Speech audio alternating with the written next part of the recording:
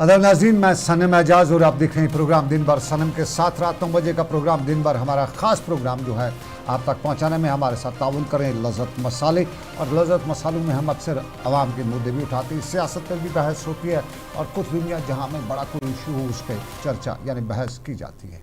आज का प्रोग्राम दिन भर आप तक पहुँचाते हैं लज़्ज़त मसाले के ताउन से। और आज के प्रोग्राम में आपको बताते चलें रमज़ान का मुक़द्दस महीना और अब की बार जुम्मे के दिन पर जहाँ जुम्मतुल विदा भी आ रहा है वहीं होली भी आ रही है। तो होली और जुम्मा एक इस दिन पर, और इसमें मुल्क के सबसे क्रिमिनल शहर उत्तर प्रदेश में सियासत बड़ी तेज़ है। सियासत ना कहीं बल्कि one word formula, one side formula हो रहा है। खुद वहाँ के वुज़रा के जो टॉप लीडरशिप है वहाँ पे बीजेपी के, उनके जो वीडियो सोशल मीडिया पे वायरल हो रहे हैं जिनमें देखा जा सकता है कि किस तरह से वो यकतरफा वहाँ के फ़ैसले या वहाँ के अहकाम जारी करें और मुसलमानों के तय किस तरह से उनका प्रोपेगेंडा या उनके बयान आता है। आग लगाने वाले ये वीडियोज़ हैं सोशल मीडिया पे बड़े वायरल होते हैं। और इस जुम्मे पे जहाँ वहाँ की सरकार के फैसले, योगी आदित्यनाथ वहाँ के चीफ मिनिस्टर, उनके बारे में दुनिया जहाँ जानती है कि किस तरह के हैं, किस तरह के हैं और उनका जो प्रोपेगेंडा या उनकी जो मशीनरी है मुसलमानों के तय किस तरह का रोल अदा करती है, सब जानते हैं। और इस जुम्मे पे उन्होंने भी बड़े फैसले लिए हैं। और इस जुम्मे पे मुसलमानों को नमाज के हवाले से बताया जा रहा है कि घरों में पढ़िए। इवन कि वहाँ के एक चीफ मिनिस्टर, एक मिनिस्टर बता रहा है कि जुम्मे में क्या मस्जिद में कोई मूर्ति वगैरह होती है कि मूर्ति पूजा के लिए मंदिर जरूर जाएँ, मस्जिद जुम्मे की घर में ही पढ़े। जानते वाकिफ भी नहीं है वो लोग कि जुम्मे की हिफाजत मुसलमानों में क्या है, किस तरह से होता है। और उसके बावजूद इस तरह के बयान जलते पे आग या आग पे जल तेल डालने वाला काम करते हैं। और इस सब के बीच में पूरे मुल्क में मुसलमान पूरी तरह से उत्तर प्रदेश पर नज़र रखे हुए हैं। वहाँ की सरकार क्या करती है, दिल्ली में सरकार जो है मरकज़ में, वो इस पर किस तरह का रद्द ज़ाहिर करती है। क्योंकि होली का त्यौहार और उस सब के बीच में मुसलमानों को घर में नज़रबंद करना एक तरह से, फिर मसाजिद में त्रिपाल चढ़ाना, ये सारी वो चीज़ें हैं जो यकतरफा सियासत या यकतरफा हालात की अक्कासी भी करती हैं। और नज़रें दिल्ली पे हैं और दिल्ली के साथ साथ नज़रें मुसलमानों पे हैं, क्योंकि मुसलमानों से उम्मीद है कि अब की बार भी वो समझ जाएंगे कि कोई न कोई मशीनरी है उनके ख़िलाफ़। और वो है कि उस मशीनरी से लड़ने के लिए अपने आप को कहीं न कहीं अपने बच्चों को कंट्रोल में रखना ज़रूरी है। तो इस सब के बीच में जम्मू कश्मीर के सियासी शख्सियात भी इस पर रद्दअमल दे रही हैं। और महबूबा मुफ्ती ने भी आज इस पर बाज़ाब्ता तौर पर रद्दअमल दिया। श्रीनगर में या माफ़ कीजिएगा जनूबी कश्मीर के शोपियां में महबूबा मुफ्ती ने आज अपने दौरे के बाद मीडिया से बात करते हुए मुद्दा उत्तर प्रदेश को उठाया और बताया कि खुद वहाँ के वज़ीर आला योगी आदित्यनाथ हैं, तो योगी वो नाम के योगी हैं और योगी आदित्यनाथ ही मुसलमानों के ख़िलाफ़ जहर फैलाने का काम कर रहे हैं। उनका कहना था कि माजी में हिंदुस्तान में हिंदू मुसलमान सब मिल के एक साथ हिंदू का त्यौहार हो या मुसलमानों का मिल कर मनाया करते थे, लेकिन आज की तारीख़ में इस तरह की नफ़रत हिंदू और मुसलमान के दरमियान फैलाई जाती है कि उस नफ़रत को ख़त्म करने में बड़ा वक्त लगेगा। श्रीनगर में आज माफ़ कीजिए शोपियां में महबूबा मुफ्ती ने बताया कि ये सब कुछ जो नफ़रती सियासत बीजेपी योगी आदित्यनाथ ने शुरू कर रखी है ये मुल्क के लिए अच्छी नहीं है।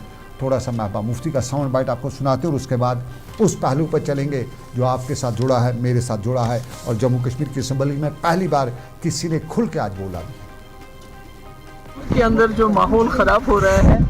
पहले होली ऐसे एक अच्छा दिन मनाया जाता था जब हिंदू मुसलमान मिल के इसको मनाते थे जैसे ईद को मनाते हैं। तो अब कहीं ना कहीं जो ख़ासकर जो वहाँ के जो यूपी के चीफ मिनिस्टर हैं उन्होंने बहुत ही ज़्यादा माहौल को ख़राब कर रखा है। एक हिसाब से मुसलमानों को जो जिस तरह से उनके साथ जो तरीक़ेकार इस्तेमाल किया जा रहा है ये बहुत गलत है। और ये मुझे लगता है गंगा जमुना तहजीब, मुझे समझ नहीं आ रही है कि ये मुल्क जो हंसता बसता खेलता इकट्ठे मिलते थे हिंदू मुसलमान, ये कैसा जहर फैला रहे हैं ये लोग। तो इसका नतीजा बहुत गलत होगा। आपको याद होगा एक बार पाकिस्तान में ज़ियाउल हक साहब ने इसी किस्म का मजहबी माहौल वहाँ खड़ा किया कि अभी तक उनको संभल नहीं पाता है पाकिस्तान। तो यहाँ भी इसी किस्म का जहर बो रहे हैं लोगों की ज़िंदगियों में, हिंदू मुस्लिम करके। इसके नतीजे भी जो नताइज जो हैं मुल्क के लिए आने वाले वक्त में बहुत ख़राब होंगे। तो मैं अल्लाह ताला से दुआ करूँगी इनको अक्ल आ जाए और इस तरह से ये दुआ करूंगी कि इनको अकल आ जाए, महबूबा मुफ्ती बता रही थी। लेकिन आपको ज़रा अकल की बात बताते चले। हिंदुस्तान को किसी बैरूनी ताकत से पिछले 100 सालों में आज़ादी के बाद इतना कोई नुकसान नहीं पहुंचा सका जितना खुद अंदर की सियासतदानों ने पहुंचाया। हिंदू मुस्लिम की डिवाइड इस तरह से की गई है कि आज वो लोग भी डरते हैं, जो वो हिंदू और वो मुसलमान भाई जो एक थाली में खाया करते हैं, वो भी डरते रहते हैं। इस तरह का नैरेटिव जो है वो पहनाए जा रहे हैं, वो बनाए जा रहे हैं। सोशल मीडिया पे कुछ तरह के बयानात दिए जा रहे हैं, खुद सरकारी इदारे भी उस तरह के बयानात देते हैं। यूँ लगता है कि वो जो सामने वाला है वो टीके वाला है या टोपी वाला है। टीके वाला टोपी वाली का दुश्मन नज़र आ रहा है और टोपी वाला टीके वाला का दुश्मन नज़र आ रहा है। यूँ डिवाइड किया गया है हिंदुस्तान और मुसलमान, जिसके बारे में कहा जाता है कि गंगा जमनी तहजीब है, यहाँ एक ही कुएँ पे पानी जो है सब मिल के पीते हैं। लेकिन उस हिंदुस्तान में आपकी बार की जो सियासत जिन्होंने शुरू की है, वो सियासत ख़ासतौर पे अपनी कुर्सी के लिए करते हैं, लेकिन इस्तेमाल उस आम आदमी को करते हैं, शायद वो अपनी होश से बेखबर है। बाखबर होने की उसको ज़रूरत है। प्रोग्राम देख रहे हैं आप लज़्ज़त मसालों के ताउन से। आपको नाज़रीन बताते चलें और भी मुद्दे हैं जम्मू कश्मीर में, और ये मुद्दा जो है ये सबसे बड़ा मुद्दा है। ये आपके साथ जुड़ा है, ये मेरे साथ जुड़ा है। मामला रिजर्वेशन का है। रिजर्वेशन में आज जम्मू कश्मीर की असम्बली में सज्जाद गनी लोगों ने सनसनीखेज इंकशाफ किए। थोड़ा सा आपको बताते चले, पिछले साल पुलिस के सब इंस्पेक्टर भर्ती हुए तो कश्मीरियों का घिला था कि हमारी क्यों नहीं हुई, यहाँ की तादाद क्यों है। उसके साथ जो डॉक्टर्स अगले साल पीएससी ने कंफर्म किए, कश्मीरी कम थे। इंजीनियरिंग सीट के लिए कश्मीरी कम थे, मेडिकल कॉलेज के लिए कश्मीरी कम थे। और यूँ कश्मीर में देखा जाए तो आज ब्यूरोक्रेसी, चूँकि सारी ब्यूरोक्रेसी कुछ तो गैर रियासती है, कुछ बाहर से है, यहाँ की ब्यूरोक्रेसी कम है। तो अक्सर सवाल यही होता था कि आखिर कश्मीरी इतने नाकाबिल हैं। लेकिन आज जम्मू कश्मीर की असम्बली में सवाल सज्जाद गनी लोन ने उठाया और सज्जाद गनी लोन ने बाज़ाब्ता तौर पर आदाद शुमार पेश करते हुए बताया कि रिजर्वेशन का मामला जो है ये कश्मीरी नाकाबिल नहीं है। उन्होंने बताया कि बल्कि एक साजिश के तहत, उसको साजिश ही कहेंगे, कश्मीरी के लिए जगह तंग की जा रही है। माफ़ कीजिएगा, कश्मीर की आबादी 99% मुस्लिम पॉपुलेशन है, और जब कश्मीरी की बात आ जाती है तो मुसलमानों के लिए जगह तंग की जाने की बात की जा रही है। उन्होंने बताया कि रिजर्वेशन के जो फार्मूले मरकज़ी सरकार ने या सरकार ने यहाँ अप्लाई किए हैं, उससे जानबूझ के कम्पिटिटिव स्पेस जो कश्मीरी के लिए है, जो मुसलमान के लिए है, वो ख़त्म की गई है। उन्होंने बताया कि शेड्यूल कास्ट तो जम्मू कश्मीर में तो है ही नहीं। 8% रिजर्वेशन है शेड्यूल कास्ट के लिए, कश्मीर में बिल्कुल नहीं है। एसटी में 40 वर्सेस 60 का फ़र्क है। कश्मीर में यूजुअली LOC का पास वाला इलाका गुरेज जो है, वहाँ शेड्यूल ट्राइब पहले हुआ करता था, और उसके बाद गुजरात की एक छोटी सी आबादी थी, गांदरबल के कुछ पॉकेट्स में थे, कुपवाड़ा के कुछ पॉकेट्स में थे, यहाँ जो ट्राइब बांडीपोरा के थोड़े से पक्ष में माइनर पॉपुलेशन गुजरात की थी जिन्हें ST का दर्जा यहाँ पे मिलता था। अब पहाड़ियों को भी थोड़ा सा शामिल कर लिया गया है, लेकिन ओवरऑल जम्मू डिवीज़न में ओवरऑल 60% ST है, कश्मीर में 40 है, सज्जाद गनी लोगों ने बताया। और रिजर्वेशन की बात की जाए, कश्मीर के मुकाबले में रिजर्वेशन सबसे ज़्यादा जम्मू को दी जा रही है। कश्मीरी के लिए ओपन मेरिट का मैदान खुला रखा हुआ है।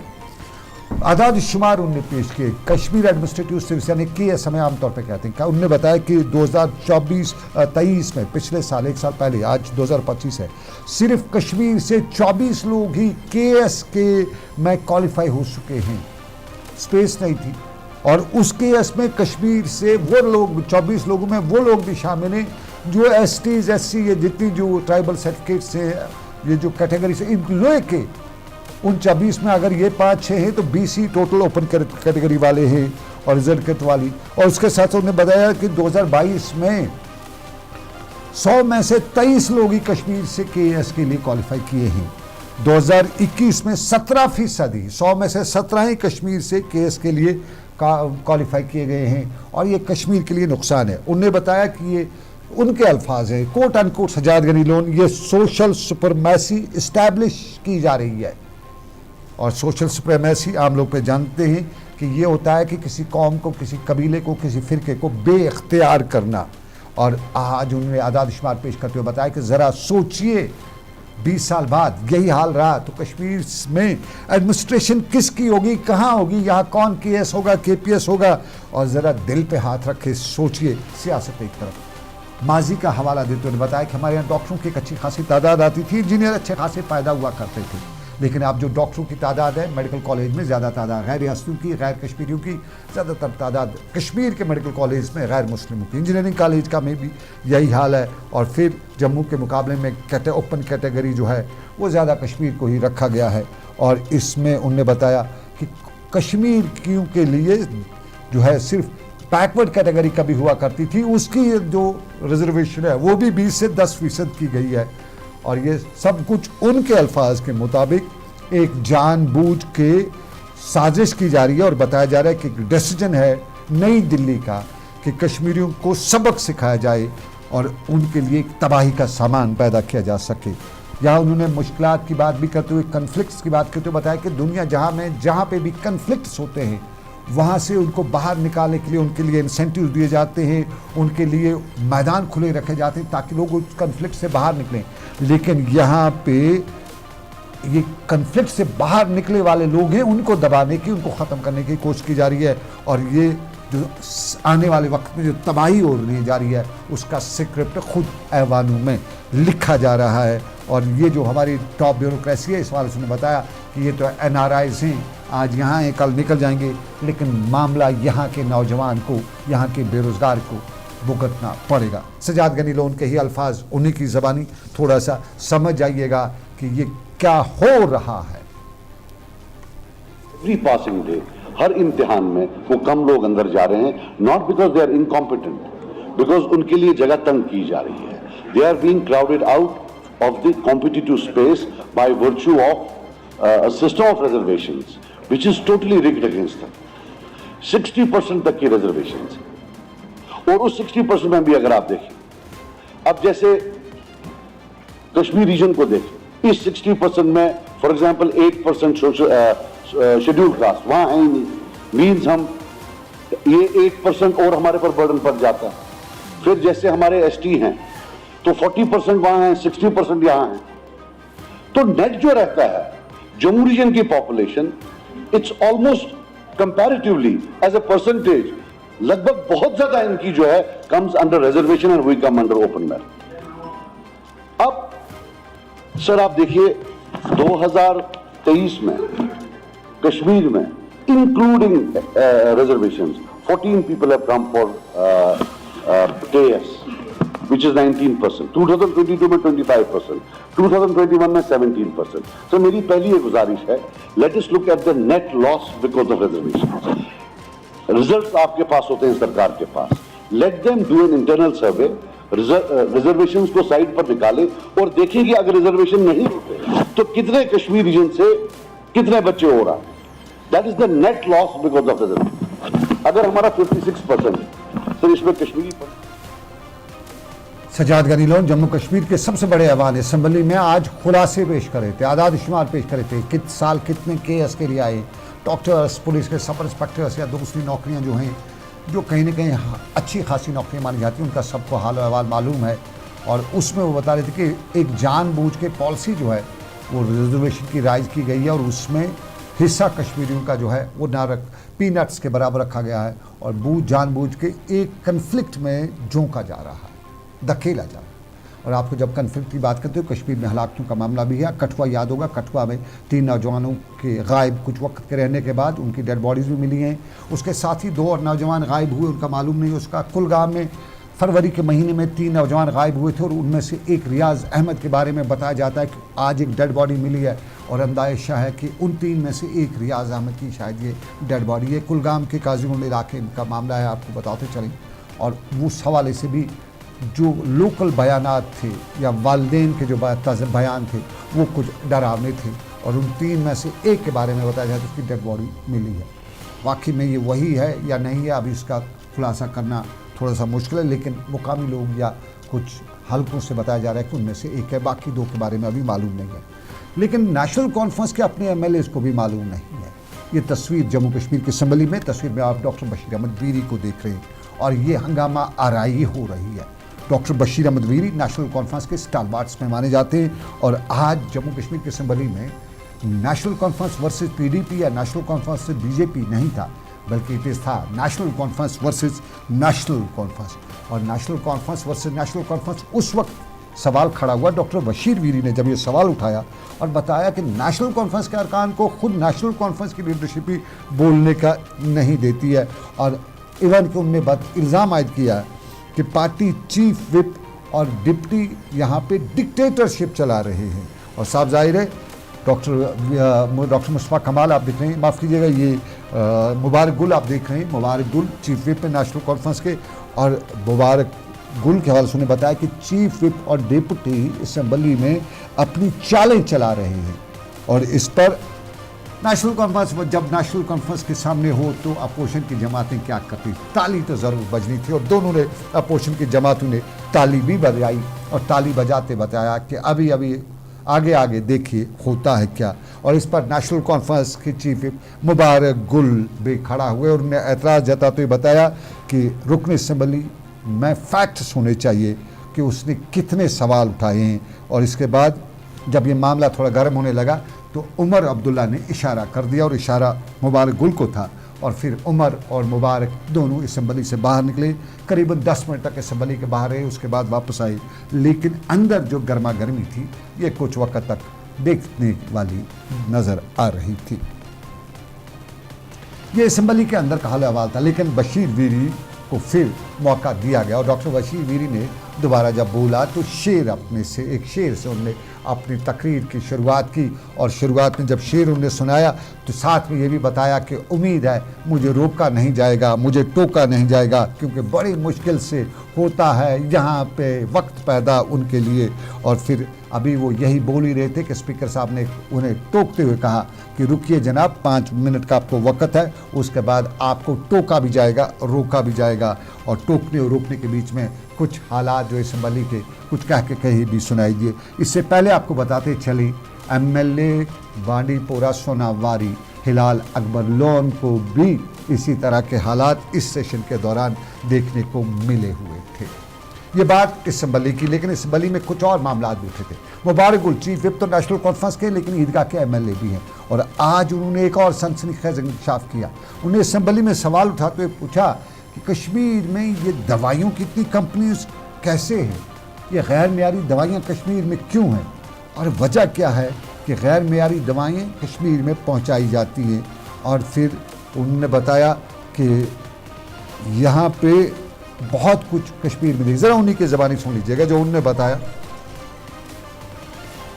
जिला जम्मू कश्मीर में इतने मेडिसिन सप्लाई होते हैं, इतने मेडिसिन सप्लाई होते हैं, किसी हिंदुस्तान में किसी शहर में इतने नहीं है और वो सब सिलेंडर हैं। अगर आप देखेंगे दिल्ली में आप मेरे साथ आइए, कभी हम जाएंगे, वहां का आप एसलॉक देखिए, वहां का आप पेंटॉप देखिए, आपका वहां के एंटीबायोटिक देखिए, उसका शेप ही अलग है। जो यहाँ के जो मेडिसिन है वो खाते खाते अगर कैंसर का इंजेक्शन भी है उसमें भी मिलावट है, वो भी कैंसर का पेशेंट मर जाता है। इसलिए ये जरूरी है जो ये ड्रग्स के हवाले से एक सख्त पॉलिसी बनाए। जिस दुकानदार पे ये सब्सिडी मेडिसिन होगा, जिस दुकान पर ये गलत ये मेडिसिन होगा, वहां के कोशिश करेंगे उस दुकान की लाइसेंस जब्त करें। चलिए ये दवाइयों की बात, थोड़ा सा हम भी मुबारक गुल साहब की नॉलेज में इजाफा कर दें। अगर आपको कश्मीर में दवाई ख़रीदनी है, उसी कंपनी की जो दवाई है कश्मीर में आपको एक रेट पे मिलेगी, वही साल्ट, वही कंपनी, वही सब कुछ, वही मैन्युफैक्चरिंग डेट, वही एक्सपायरी डेट, लेकिन दवाई वो जम्मू में अलग कीमत में मिलेगी। उसके पे जो कीमत लिखी होती है वो कश्मीर में अलग होती है, जम्मू में अलग होती है। न जाने कश्मीर के लिए कुछ ख़ास दवाइयाँ तो नहीं बनाई जाती हैं, अलग पैकेज की दवाइयाँ। ये हमारे जो मुबारक गुल साहब हैं, अगर उस पर भी वजाहत करें जम्मू कश्मीर असेंबली में, शायद उस हवाले से उन तक की बात पहुँचाते चलें। लेकिन एक और वजाहत आज सरकार ने की। सरकार ने वजाहत की कि डोमिसाइल और कश्मीर, आमतौर पर कश्मीरियों को था कि मेरा क्या 317 हटा कुछ रही है, डोमिसाइल हटा तो ज़्यादा नुकसान जो है जम्मू वालों का होगा, लेकिन कश्मीर वाला भी उसमें फंसा हुआ है। आज जम्मू कश्मीर की असेंबली में बाज़ाब्ता तौर पर बताया गया कि बीरू का एक छोटा सा इलाका, वहाँ पे 52 अफराद जो हैं उन्हें डोमिसाइल सर्टिफिकेट उन्हें हासिल किए। और रुकन असेंबली बीरू डॉक्टर मोहम्मद शफी वानी ने सवाल जब पूछा कि मेरी कॉन्स्टिट्यूंसी बीरू में क्या हाल है, तो सरकार की तरफ से सकीना यतू ने जवाब देते हुए बताया कि बस 52 अफराद जो गैर रियासती हैं, जो मुल्क पहले 35 के था तो उन्हें यहाँ सर्टिफिकेट डोमिसाइल नहीं मिल सकता था, अब उन्होंने हासिल की है। तब उन्हें बताया कि खुशकिस्मती है कि नारबल और मागाम तहसीलों में कोई ऐसे सर्टिफिकेट इजरा नहीं किया गया है। सकीना यतू का जवाब भी सुनिएगा। लिए है ये कौन से लोग हैं और किस प्रोविजन के अंडर इनको डोमिसाइल सर्टिफिकेट मिली है। मुझे उम्मीद है कि मिनिस्टर साहिबा पूरी वजाहत देगी इसके मतलब। ये जो ए पार्ट बी पार्ट में नील दिखाया और सी पार्ट में जो 52 दिखाया है टोटल जो नॉन रेजिडेंट्स जो है उनको डोमिसाइल सर्टिफिकेट इशू किए गए। ये जो 52 है ये ऑन मैरिज ग्राउंड्स इशू किए गए हैं कि जिन जिन की शादी हुई है उनको ये domicile indicating also the number of non locals has been issued domicile certificates there is as under serial number 1 2 3 नावल Magam Beerwah. Number of domicile certificates issued Nadwal 18,921, non-local nil. B. Magam 26,277, domicile certificates issues. Number of non-local nil. Birwa 62,343. Number of domicile certificates issued non-locals 52। Domicile certificate मिली है, ये कौन से लोग हैं और किस प्रोविजन के। डॉक्टर शफी का सवाल, और डॉक्टर शफी वानी बीरू का एमएलए हैं, नेशनल कॉन्फ्रेंस का ताल्लुक उनका सवाल। दो मिसाइल इधर बिजरा हुए हैं। अब ये एक कॉन्स्टिट्यूंसी का एक इलाके का पता चला, बाकी कहाँ पे कितने अभी उसके बारे में पूरी जानकारी नहीं मिल सकी। लेकिन अब ज़रा पीडीपी की बात करें। पीडीपी ज़मीनी सतह पे अपना वोट बैंक बढ़ाने की भरपूर या अपना ग्राउंड वर्क बढ़ाने की भरपूर कोशिश करते हुए मेंबरशिप ड्राइव चला रही है। और इसी मेंबरशिप ड्राइव के तहत आज पीडीपी ने बारामूला के रफ़ियाबाद के इलाके में अल्ताफ़ मलिक की क़यादत में मेंबरशिप ड्राइव शुरू कर रखी थी। और यहाँ पे अच्छी खासी तादाद में लोगों ने, नौजवानों ने पार्टी की बुनियादी मेंबरशिप हासिल भी की। अल्ताफ़ मलिक ने बताया कि पार्टी को मजबूत करने के लिए मुहिम वादी कश्मीर में भी चलाई जा रही है और रफ़ियाबाद में हर घर तक ये मुहिम पहुँचाई जा रही है ताकि ज़मीनी सतह पर पार्टी को मजबूत किया जा सके। और आज के इस मेंबरशिप ड्राइव के दौरान दूसरी जमातों से ताल्लुक़ रखने वाले कई अफराद ने पीडीपी की मेंबरशिप हासिल की और पीडीपी में शमूलियत इख्तियार करने का ऐलान भी किया। बड़ा मैं कहूँगा कि खुशी का दिन है कि इन्होंने उस मौके पर हमारे साथ आज ज्वाइन किया जबकि रफ़ियाबाद में अपनी पार्टी की मेंबरशिप का हम शुरुआत करते हैं। आज से ही ये पूरे हर एक हल्का में ये मेंबरशिप जाएगी और हर एक कार्यकर्ता इस पार्टी का बुनियादी रुकन आज से बनेगा।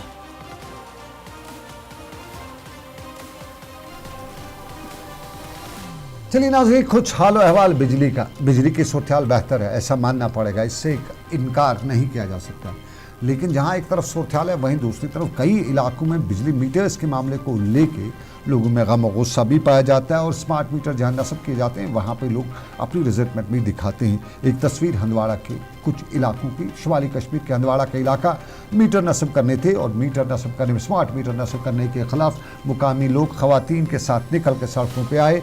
और जब साफ ज़ाहिर है अच्छी खासी तादाद में लोग सड़कों पर आ जाएँ तो शाहरा बंद की जाती है, शाहरा बंद हो जाती है। और यूँ हंदवाड़ा के वस्कुरा के इलाके में भी आज विलगाम सड़क को बंद किया गया।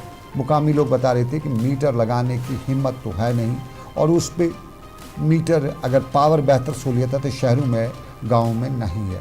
और ये जब कुपवाड़ा की बात आती है, बताता चलूँ, मेरा ताल्लुक वादी लोलाब से है, दिवर का गाँव है और दिवर की ईदगाह कॉलोनी का ट्रांसफार्मर 41 दिन से ख़राब पड़ा है, उसको ठीक नहीं कराया जाता है। तो वहाँ के लोगों को कल मीटर भी लगाया जाएगा तो क्या फ़ायदा। आज भी अगर उनसे बिजली फ़ीस वसूल की जाती है, 41 दिनों की फ़ीस क्या उनको रिफ़ंड की जाएगी? ये कुपवाड़ा की इंतज़ामिया के लिए सवाल है, बिजली महकमे के लिए सवाल है। दिवर लोलाब की जो कॉलोनी है, ईदगाह कॉलोनी, वहाँ का ट्रांसफार्मर 41 डेज से ख़राब पड़ा है। रमज़ान के मुक़द्दस महीने में भी बिजली नहीं है तो फिर वहाँ की आबादी किसको ज़िम्मेदार ठहराए। हंदवाड़ा के लोग भी कुछ ऐसा बता रहे थे कि क्या मीटर और क्या मीटर की कहानी।